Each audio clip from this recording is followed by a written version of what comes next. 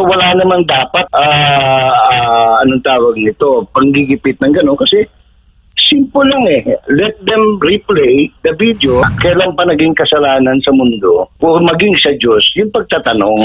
So kung gusto mong maging membro ka. Kung hindi, wala namang pilitan. As a matter of fact, yung sinasabing accreditation, yung panahon ng martial law yun eh. Wala naman tayong martial law ngayon eh. May ibang ano dyan, may ibang purpose sila. They want to send a message na, "Uy, wag nyo kaming gagalawin, wag yung pag-uusapan yung mga kabulastugan namin."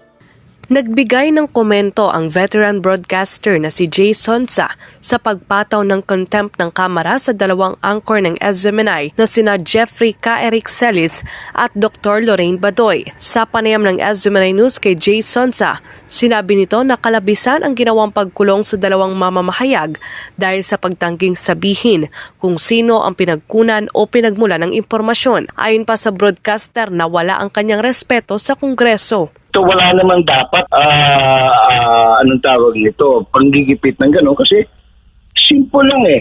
Let them replay the video at doon makikita na nagtanong yung mama, kailan pa naging kasalanan sa mundo o maging sa Diyos yung pagtatanong. Kaya nga for them to cite the two anchors of SMNI with the contempt,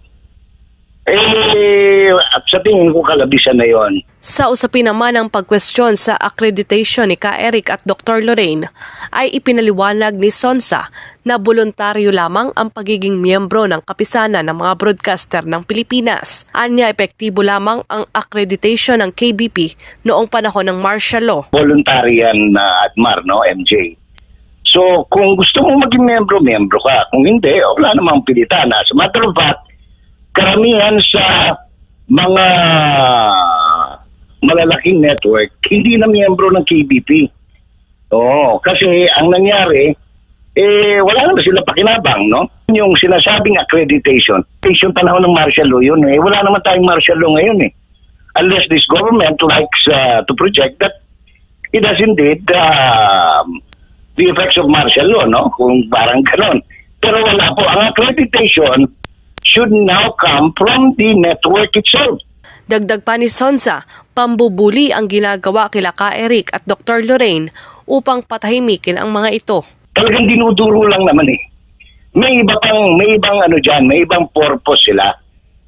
They want to send a message na, "Uy, wag nyo kaming gagalawin, wag yung pag-uusapan yung mga kabulastugan namin. Yung mga kaso namin na nakapending sa ombudsman, mga plunder, mga ganon, mga graft and corruption. Kung hindi, patatawag namin kayo, patapos pakukulong namin kayo." Hindi ho pwede yung ganon, no? Paalala naman ni Sonsa, trabaho ng media na bantayan ang kilos ng gobyerno at binigyan diin na pagpanday ng batas ang trabaho ng Kongreso. Samantala, ito na ang ikalawang araw ng hunger strike ni Ka Eric at Dr. Lorraine laban sa iligal na pagkakadetain sa Kamara. Para sa Diyos at sa Pilipinas kong mahal, Daniela Paulite, SMNI News.